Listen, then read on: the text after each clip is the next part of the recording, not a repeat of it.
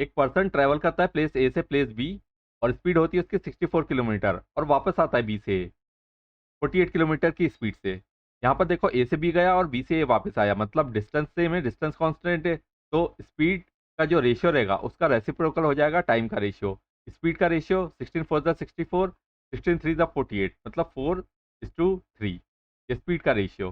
तो टाइम का रेशियो 3:4, ये हो गया टाइम का रेशियो। अब टाइम के रेशियो में अंतर एक, एक्चुअल में अंतर दिया है, कितना दिया है देखो, the difference in time taken for the two trips is 3 hours. 3 घंटे का डिफरेंस दिया हुआ है दोनों ट्रिप के बीच में, टाइम जो लगा 3 आवर्स का। वन का मतलब 3 आवर्स, तो यहाँ पर 3 का मतलब 9 आवर्स, या फिर ऐसा भी बोल सकते हैं 4 का मतलब 12 आवर्स।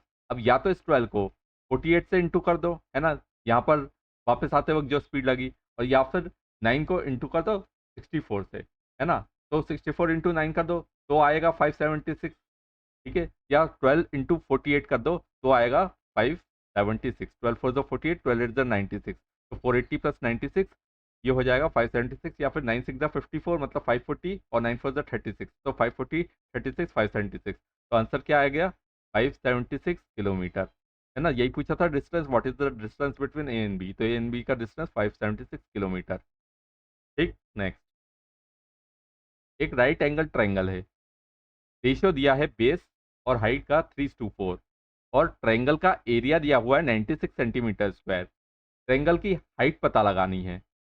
यहाँ पर राइट एंगल ट्रायंगल है जिसका एरिया एक्चुअल में होता है हाफ बेस इनटू हाइट। हम क्या करेंगे, देखो हाफ तो होना ही है, तो बेस या हाइट का हाफ कर दो। अब रेशियो में दिया है तो 3:2 कर दें, है ना, 4 का हाफ करना आसान रहेगा, तो 3:2 कर दो, तो इंटू हो जाएगा हाफ बेस इंटू हाइट, मतलब ये तो हाफ हो गया 4, मतलब 3 इंटू 2 कर देंगे 6, और यूनिट में है तो 6 यूनिट स्क्वायर बोलो, और ये बराबर हो गया 96 के, तो 16 6 ज़ा 96 मतलब 6 16 टाइम्स, और यू आ जाएगा यहाँ से 4, है ना, और 4 यूनिट हाइट है तो यूनिट की जगह 4 रख दो, 4 4 ज़ा 16, तो 16 सेंटीमीटर इसका आंसर। ठीक, हाइट हो गई 16 सेंटीमीटर। नेक्स्ट,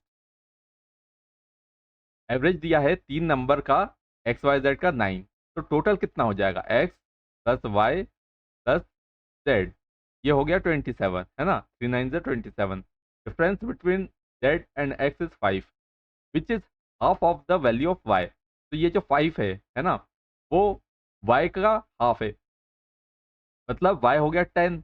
अब y 10 हो गया तो x प्लस जेड ये हो गया 17, 10 यहाँ कर माइनस हो गया 27 से, और z माइनस एक्स, z और x का डिफरेंस दिया है, इसमें बताया भी है कि z ग्रेटर है x से, ठीक है, तो x की वैल्यू फाइंड करना है, z माइनस एक्स 5। अब इन दोनों को ऐड कर दो तो x x कैंसिल, और यहाँ पर 2z हो जाएगा, है ना, यहाँ पर देखो ये हो गया 2z, और ये कितना 22, 2z इज इक्वल टू 22 करेंगे तो z 11, है ना, y 10 था, टोटल 21, तो 27 में से 21 घटा देंगे 6 बचेगा, यही x का आंसर आ गया, x की वैल्यू आ गई, ठीक है, x इज इक्वल टू 6, तो 6 इसका करेक्ट आंसर। नेक्स्ट, ये देखो आरआरबी पीओ में आया था, ए बी दोनों साथ काम करते हैं 6 डेज में, तो ए प्लस बी ये मिलकर 6 डेज में काम करते हैं, है ना।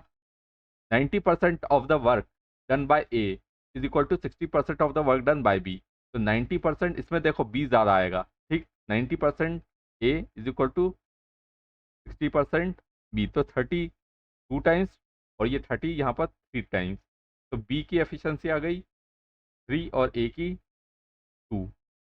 अब दोनों मिलकर मतलब 3 और 2 5 के हिसाब से 5 इंटू 6 कर देंगे, 30 हो गया टोटल वर्क, है ना, 30 हो गया टोटल वर्क।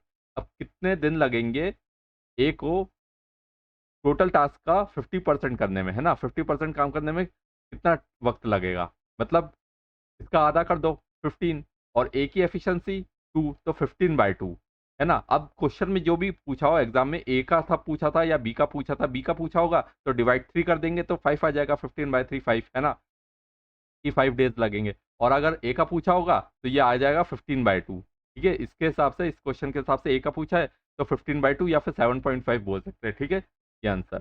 यहाँ देखो 2500 इन्वेस्ट करते हैं एनुअल सिंपल इंटरेस्ट रेट 8% पर, 2500 8% रेट के हिसाब से, ये देखो ये डबल जीरो और ये परसेंट कट गया तो 25 इंटू 8 कितना होगा 200, मतलब 1 साल का 200, इफ द इंटरेस्ट, जो भी इंटरेस्ट मिला ओवर द पीरियड 800 मिला, देखो एक साल का 200 है ना, तो 800 बनाने के लिए कितना साल लगेगा, 4 साल, है ना, 1 into 4, तो डायरेक्ट आंसर आ गया 4 साल। यही पूछा, calculate the number of years for which the money was invested. ठीक है, तो 4 years इसका आंसर। ठीक,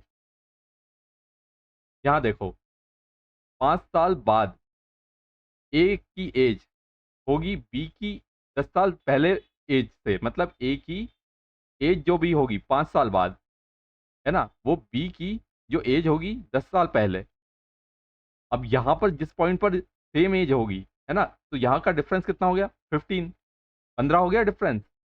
यहाँ पर देखो अंतर तो सेम ही रहता है दो लोगों के बीच के एज का।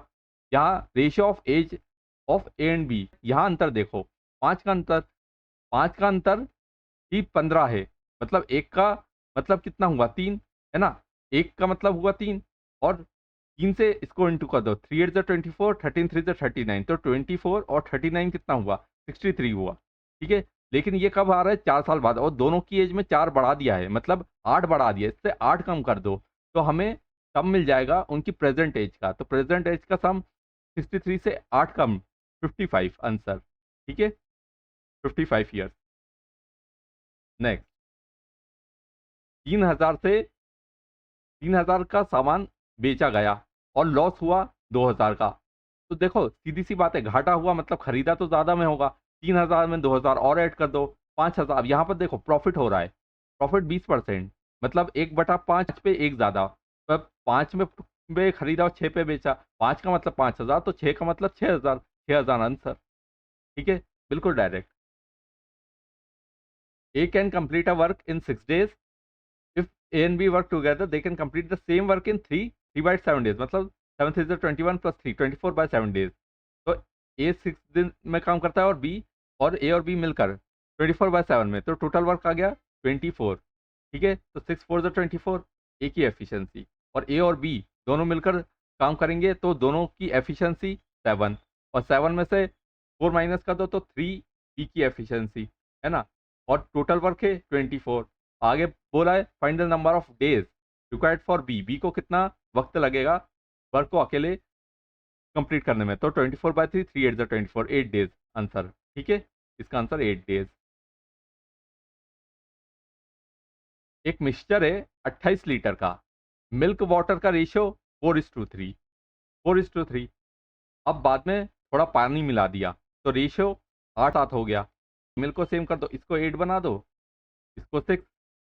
ठीक है, तो अंतर वाटर में कितना आया, एक का अंतर, और यहाँ पर बोला है कि कितना पानी मिलाया गया, तो 8 और 6 टोटल 14, और 14 का मतलब क्या हुआ, 28 लीटर, है ना, तो एक का मतलब 2 लीटर, और यही पूछा था, एक का मतलब 2 लीटर आंसर।